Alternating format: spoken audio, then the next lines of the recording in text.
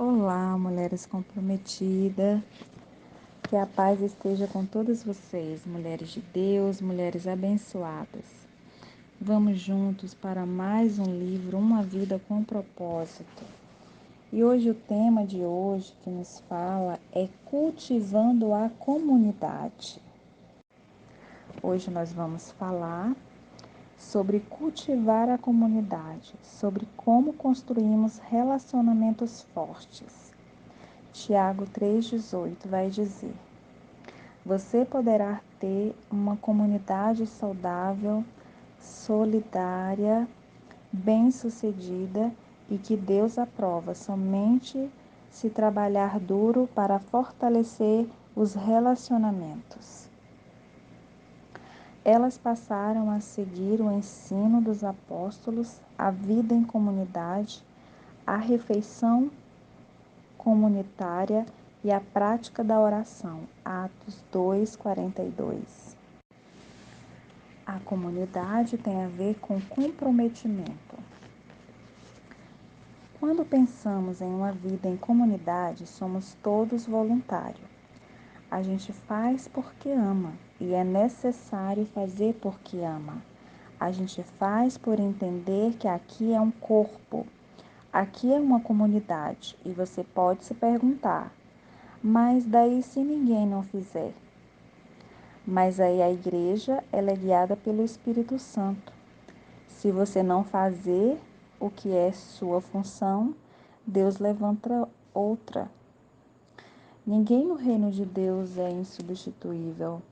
Agora eu não quero ser substituível no reino de Deus. Eu quero cumprir a minha missão e cumprir o meu propósito e servir a minha comunidade. A comunhão da igreja é mais importante do que qualquer indivíduo. Somente o Espírito Santo pode criar uma verdadeira comunhão entre os cristãos.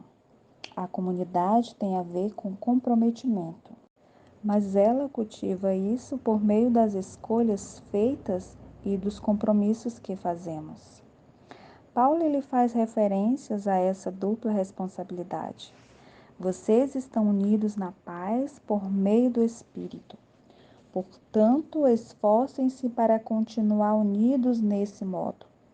É necessário tanto o poder de Deus quanto o nosso esforço para gerar uma comunidade cristã e amorosa.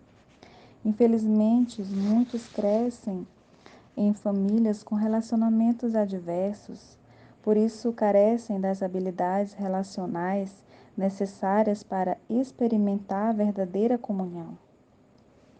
Eles devem ser ensinados a lidar e a se relacionar com outros membros da família de Deus.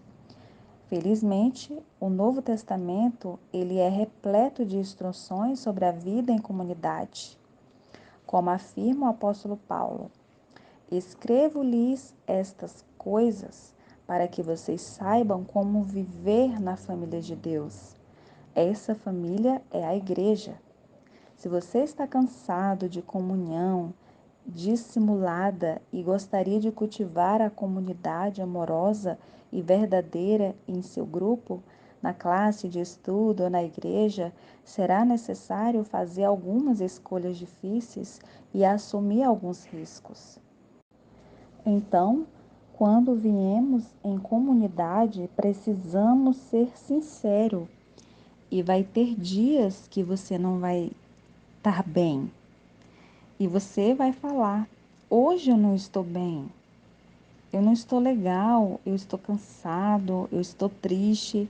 Mas daí quando na comunidade, a comunidade tem que me trazer o, o ânimo e precisa ter a sinceridade. É na comunidade que eu vou adquirir o ânimo, a felicidade. E na comunidade ela vai me trazer muitos benefícios. Eu posso estar triste, cansado, na minha casa, sem vontade de estar na comunidade, que é a igreja, mas quando eu estiver na comunidade, se eu estiver aquele aconchego, se tiver a sinceridade, a vida em comunidade, ela exige sinceridade, se haver a sinceridade. E o que é a sinceridade? A sinceridade é a verdade. É quando você joga pela verdade. Você não opera pela mentira. Você é sincero com você mesmo ou com o outro. Nós devemos ser ensinados a lidar e a se relacionar com outros membros da família de Deus. E essa sinceridade exige que você deve cuidar para que a verdade seja dita em amor claro, mesmo quando se sentir tentado a ignorar o problema ou evitar o assunto, embora seja muito mais fácil permanecer em silêncio, enquanto os outros à nossa volta prejudicam a si mesmos e outros com algumas práticas pecaminosas, essa não é uma atitude de amor.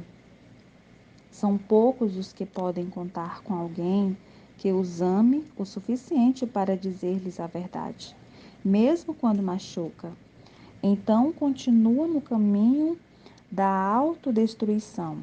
Em geral, sabemos o que precisa ser dito a alguém, mas temores nos impedem de fazê-lo. A comunhão é sabotada pelo medo. Quando ninguém tem coragem de se manifestar enquanto a vida de um membro desmorona. A Bíblia nos manda seguir a verdade em amor, porque não podemos viver em comunidade sem sinceridade. A resposta sincera é sinal de uma amizade verdadeira. Às vezes, isso significa importar-se o suficiente para repreender aquele que estiver em pecado ou sendo tentado a pecar. E Paulo nos aconselha: irmãos e irmãs, se alguém em seu grupo comete algum erro, vocês que são espirituais deverão procurar essa pessoa e gentilmente ajudá-la a se corrigir. E muitas das vezes nós ficamos calados, vendo que aquela pessoa na comunidade, ela está errando, ela está praticando práticas que não convêm e ficamos quietos por achar que não devemos nos meter, que não devemos falar o que vai acontecer, se vai causar alguma confusão ou algo do tipo. E muitas comunidades e grupos mantêm um relacionamento superficial por recear os conflitos. Toda vez que uma questão delicada vem à tona, ela é imediatamente encoberta, a fim de preservar a falsa sensação de paz. O Senhor panos quentes intervém e tenta aplacar os ânimos. O assunto nunca é resolvido e todos vivem com uma frustração encoberta. O assunto ele nunca é resolvido, né? E essa pessoa passa a praticar novamente, porque o assunto ele fica lá atrás, ele não é resolvido, ele é encoberto e todos sabem do problema, mas ninguém fala sobre ele abertamente. Aí isso cria um ambiente doentio de segredos e fofocas. E aí quando vem a frustração, né? Porque daí aquela pessoa, ela quer falar, ela vê o erro, mas aí ela fica pensando, falo ou não falo? Aí vem aquela frustração, né? E a Bíblia fala que nós temos que falar a verdade, temos que ser sincero. Paulo, ele é incisivo quanto a esse assunto, né? Essa nova vida traz mudanças, né? Chega de mentiras, chega de fingimentos, falem a verdade. Paulo diz: no corpo de Cristo estamos, antes de tudo, conectados uns com os outros. Se você mente para alguém, está mentindo para você mesmo. A verdadeira comunhão no casamento, na amizade ou na igreja depende da franqueza. Na verdade, o túnel do conflito é a travessia para a intimidade em qualquer relacionamento, até que os envolvidos se importem o suficiente para enfrentar e solucionar os obstáculos encobertos. Jamais estarão realmente próximos uns dos outros. Quando tratamos o conflito da maneira correta, crescemos em intimidade uns com os outros, pois enfrentamos e resolvemos nossas diferenças. E a Bíblia nos diz: A verdade é que as pessoas valorizam a sinceridade mais que a bajulação. A franqueza, no entanto, não é uma licença para se dizer o que quer, onde quer e sempre o que quiser. Não é grosseira. A Bíblia diz que existe um tempo certo e um modo certo de fazer cada coisa. Palavras impensadas deixam feridas permanentemente. Deus nos manda tratar os membros da igreja com o mesmo amor que dedicamos à família. Nunca empregue palavras duras quando for corrigir uma pessoa, mas fale com ele como se fosse o seu pai ou a sua mãe. Converse com os jovens como se fossem seus irmãos, com as mulheres idosas como se fossem sua mãe e com as jovens como se fossem suas irmãs. Lamentavelmente, milhares de comunidades foram destruídas por falta de honestidade. E Paulo, ele precisou repreender a igreja de Corinto pelo seu silêncio passivo ao permitir a imoralidade no meio deles. E Paulo, ele teve coragem o suficiente. Ele viu que ninguém teve coragem de enfrentar aquele problema, né? De revelar. Então ele se pronunciou e ele fala: vocês não podem apenas ficar olhando e esperar que tudo se resolva. Tratem da questão e resolvam o problema na maturidade de Jesus, nosso Senhor, que estará presente entre vocês. Submetam a conduta desse homem perante todos. A arrogância e a insensibilidade de vocês nessa questão me perturbam. Vocês trataram o caso como se nada fosse. Escrevi na minha carta anterior que vocês não devem se sentir à vontade com quem vive na promiscuidade. Não quis dizer também que vocês não devem ter nenhum tipo de relacionamento com gente de fora da comunidade. O mesmo vale para os corruptos de nenhum tipo e para os religiosos impostores, para não ter contato com esse tipo de gente. Vocês teriam de sair do mundo, porque o mundo já existe. Mas ele diz que quando um amigo que alega ser cristão se comporta de modo promíscuo ou corrupto, cheio de revolta contra Deus ou contra os amigos, se embebeda ou se torna explorador, vocês não devem agir como se tudo fosse normal, como se não tivesse acontecendo nada. Não podemos simplesmente conviver com isso, não. E tipo como se fosse um comportamento aceitável. Não, nós não devemos. Não somos responsáveis por aquilo os que de fora fazem. Mas será que não temos nenhuma responsabilidade pelo que são da comunidade cristã? Por aquele cristão que está dentro da comunidade fazendo algo errado? Sim, nós vamos ser responsáveis sim por isso, se ficarmos quietos, né? Porque temos que ser sinceros, temos que falar a verdade. E a vida na comunidade, ela também exige a humildade. Temos que ter humildade. A presunção, o convencimento e o orgulho destrói a comunhão mais rápido do que qualquer outra coisa. O orgulho, ele ergue muros entre as pessoas e a humildade constrói pontes. A humildade é um unguento que acalma e suaviza os relacionamentos. Por isso a Bíblia diz: sejam todos humildes uns para com os outros. O orgulho, ele impede a graça de Deus em nossa vida. Não se comportem como se fossem superiores. Vivam em harmonia entre os irmãos. Não façam por ambição ou egoísmo ou por vaidade, mas humildemente considere os outros superiores a vocês mesmos. Cada um cuide, não somente dos seus interesses, mas também dos seus interesses dos outros. E a vida em comunidade também, ela exige cortesia. Temos que ser corteses, né? Quando respeitamos as diferenças quando temos consideração pelo sentimento um dos outros, quando somos pacientes com que os que nos irritam. E em toda a igreja há um grupo, há pelo menos uma pessoa difícil, né?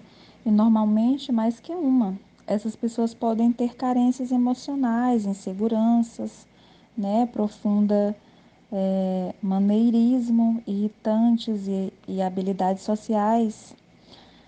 Você pode chamá-las carentes de graça extra. E Deus, Ele colocou essas pessoas em nosso meio para nos ensinar.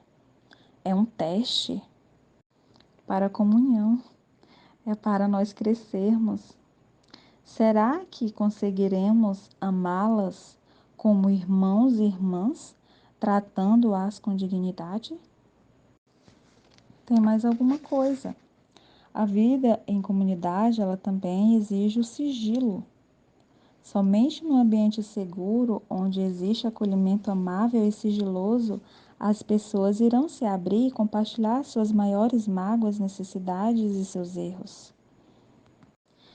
E o sigilo não significa ficar em silêncio enquanto nosso irmão peca, mas saber que aquilo que for comentado no grupo ficará restrito ao grupo. É necessário conviver com isso e evitar a fofoca. Deus, ele detesta a fofoca, principalmente quando maldosamente disfarçada de pedido de oração em favor de alguém. E a vida em comunidade também exige constância. Você deve manter contato regular com o seu grupo a fim de desenvolver a verdadeira comunhão.